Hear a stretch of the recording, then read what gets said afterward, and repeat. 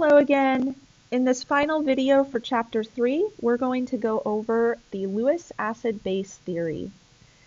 So you already saw this in one of your problem of the day worksheets, but we're going to go over this in a little more detail. So the Lewis theory for acids and bases is a little more inclusive. It describes most acids and bases, whereas the Bronsted-Lowry theory only describes a few acids and bases. So remember, the Bronsted-Lowry theory refers to the transfer of protons, and with the Lewis theory, we're more interested in electrons. So let's walk through an example here. So we're just going to use our generic acids and bases again.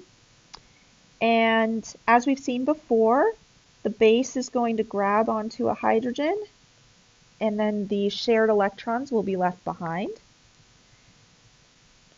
So HA is our acid, B is our base. So in the Bronsted-Lowry theory, the acid is donating a proton. And then the base accepts the proton. But according to the Lewis theory, let's see, I'll use orange.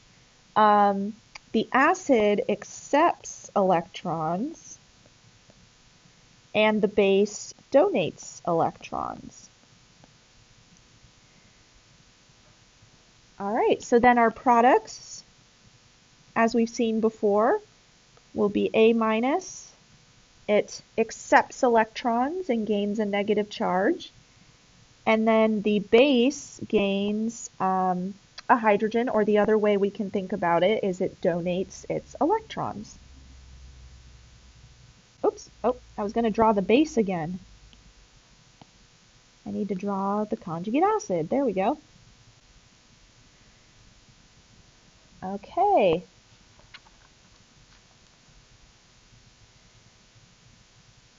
So let's look at another example. In this example, let's use actual acids and bases, and we'll use Lewis acids and bases. So let's say we have a reaction between ammonia, NH3, and boron trifluoride, BF3. Okay, so let's actually draw their structures. So ammonia, we know, has a central nitrogen, and then it's bonded to 3 hydrogens, and it has a lone pair.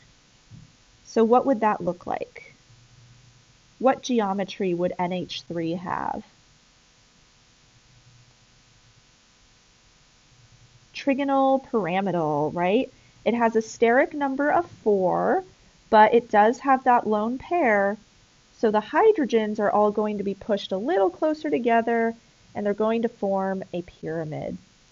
Now, normally I would show the hydrogens beneath nitrogen, but I'm actually going to draw them off to the side, and you'll see why in a bit. But let's show that one of the hydrogens is kind of coming out of the page towards us, and one is kind of behind the page. And then we'll draw the lone pair as a little balloon. All right. And then let's draw the structure for boron trifluoride. So what is the geometry of boron trifluoride?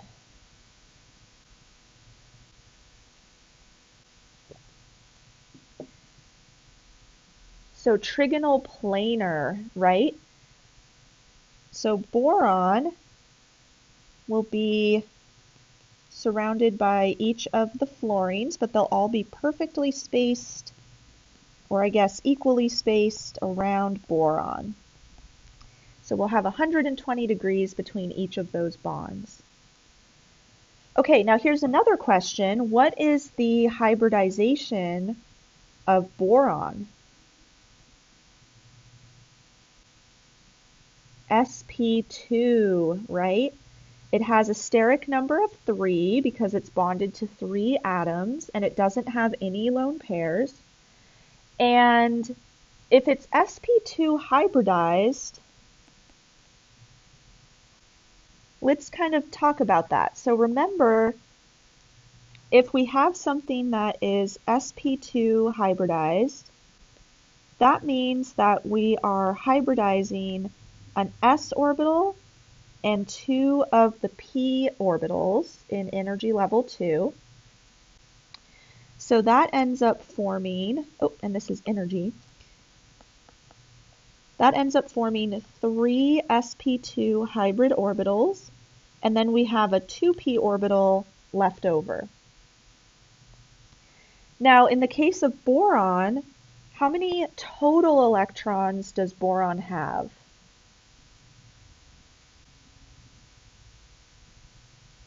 5, right? So 1, 2, 3, 4, 5. Okay, so the 1s electrons are inner electrons, so we'll just kind of ignore those. But the 3 electrons that are in the 2s and 2p orbitals are now going to exist in the sp2 hybrid orbitals, and they each get their own orbital. And that's what allows boron to form bonds with each of the fluorines, because it has 3 unpaired electrons. Now the 2p orbital that's left over, that is empty. So we can actually draw that around boron, and I'll show it in a different color just to make it clear.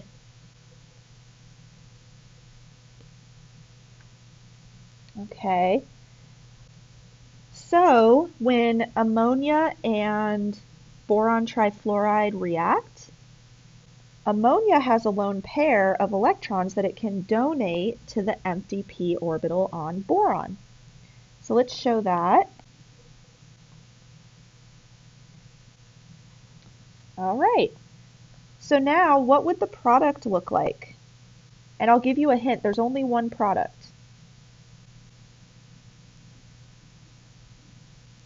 So actually in this case, nitrogen and boron would form a bond. So this is kind of interesting because we might expect that ammonia would just give its electrons away, but we actually see that a bond forms. Okay, so let's draw the rest of those atoms that are surrounding each of our central atoms. So we've got 3 hydrogens on nitrogen, and now the fluorines are no longer trigonal planar because boron will be bonded to 4 total atoms. So it's going to look a lot like nitrogen. So it will be trigonal pyramidal.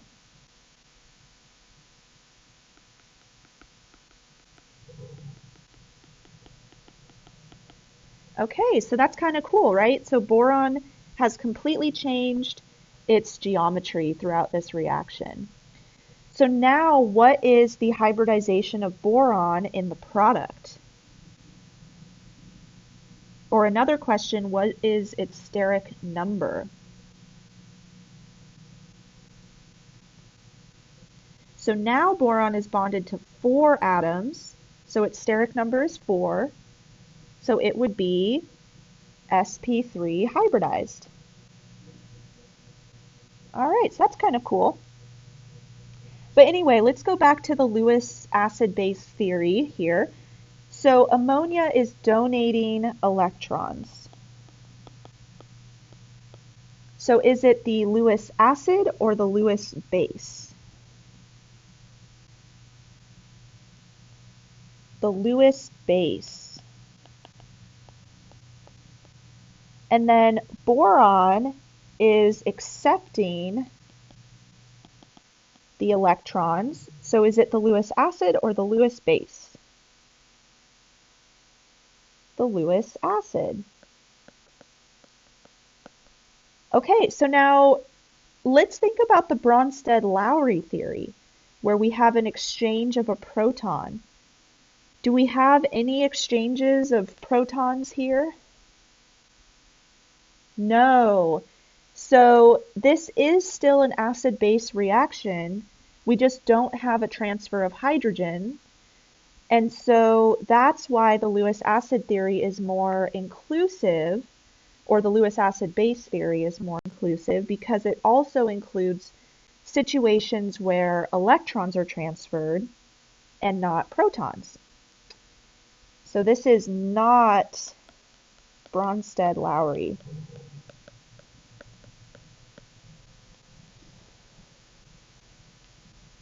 Okay. Now, the product in this reaction, we actually call this a Lewis acid-base adduct. So adduct usually means things are kind of sticking together or are combining together. So that's kind of what's happened here. We have an acid and a base that are now bonded together. Okay, so let's summarize what makes a good Lewis acid. So good Lewis acids often have an empty p orbital.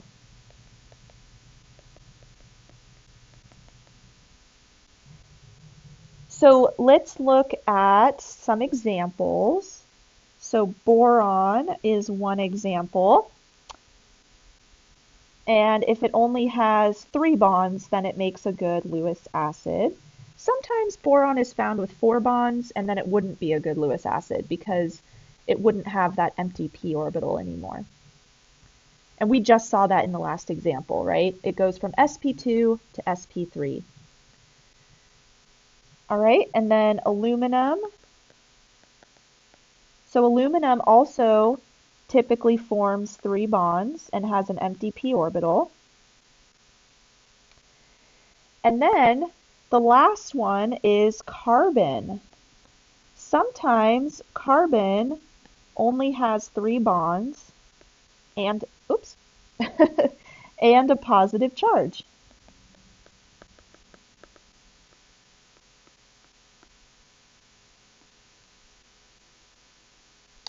And actually, if carbon has a positive charge, we call that a carbocation. Remember, cations are positively charged. So if you have a carbocation, then that could act as a Lewis acid.